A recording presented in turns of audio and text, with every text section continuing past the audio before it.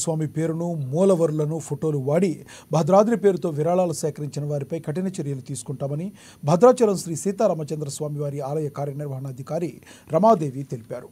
Bhadradri Srirama temple of USA పేరుతో యుఎస్ఏకు చెందిన ఆలయ నిర్వాహకులు విరాళాలు సేకరిస్తున్నారని మా దృష్టికి వచ్చిందని రమాదేవి చెప్పారు.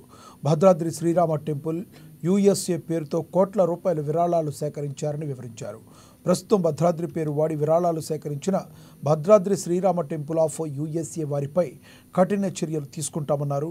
ప్రస్తుతానికి భద్రాద్రి మూలవరుల ఫోటోలపై భద్రాద్రి పేరుపై పేటెంట్ హక్కులు తీసుకుంటామని ఆలయ ఈవో స్పష్టం చేశారు.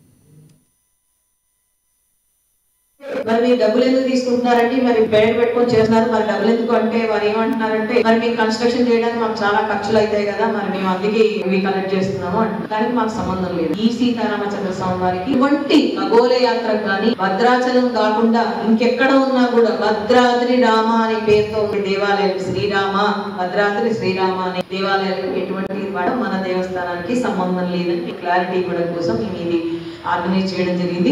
మరి ఇక్కడ 17వ తారీఖు కూడా కళ్యాణం జరుగుతుంది. మరి సేమ్ అభిజిత జాతకం అంటే అది అందరూ పెట్టుకోవచ్చు, కళ్యాణం అంటే అందరూ చేసుకోవచ్చు, కానీ భద్రాద్రి శ్రీరామ అని మేము కొంచెం అబ్జెక్షన్ చేస్తున్నాము. అందులో మీరు చూస్తున్నారు ఫోటో